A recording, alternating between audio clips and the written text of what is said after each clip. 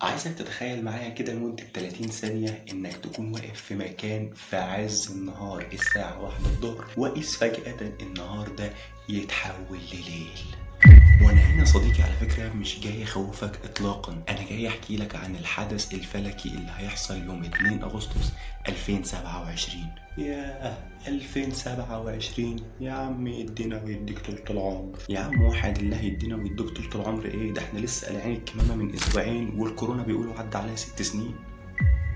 تصدق معاك حق. المهم يا صاحبي كمل، ايه اللي هيحصل في الضلمه؟ ايه اللي هيحصل في اليوم ده؟ مصر هتكون من اهم دول العالم اللي هتشاهد الكسوف الكلي للشمس، وفي اليوم ده القمر هيعدي من قدام الشمس ويحجب رؤيتها بالكامل. ومدينة الأقصر تحديدا هتكون من أهم الأماكن في العالم لرؤية الحدث ده، واللي هيستمر الفترة مدتها 6 دقايق و22 ثانية تقريبا، واللي فيهم هتختفي الشمس تماما، واللي فيها هتتحول السماء من نهار لظلام يشبه ظلام الليل، لدرجة ان في بعض المصادر بتقول ان وقتها هيظهر نجوم. عارف انت المثل اللي كان بيقول لك هوريك النجوم في عز الظهر؟ او في اليوم ده كلنا هنشوف النجوم في عز الظهر يا معلم.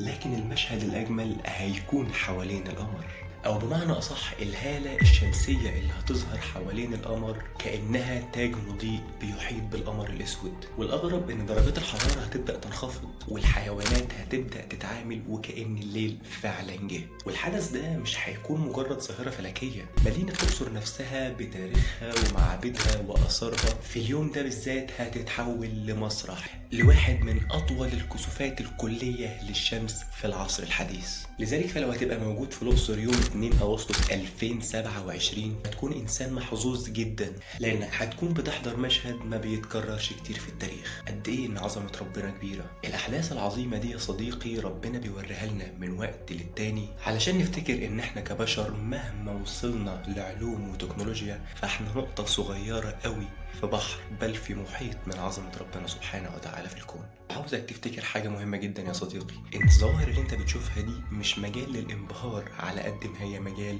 وآيات ربنا سبحانه وتعالى بيرسلها لينا كتخويف. علشان كده ربنا سبحانه وتعالى بيقول في كتابه الكريم بسم الله الرحمن الرحيم: وما نرسل الآيات إلا تخويفا. يعني المشاهد الكونية العظيمة والمهيبة اللي احنا بنشوفها دي هي مش بس معمولة عشان نشوفها وننبهر بيها، لكن هي كمان تذكير لينا إن للكون خالق ومدبر. فلو كنت موجود في الأقصر في اليوم ده وشفت الشمس وهي بتختفي والنهار بيتحول لليل في عز الظهر، خد لحظة وبص للسماء وتأمل في قد ايه احنا كبشر صغيرين جدا قدام عظمة ربنا سبحانه وتعالى وقدام حكايات الكون.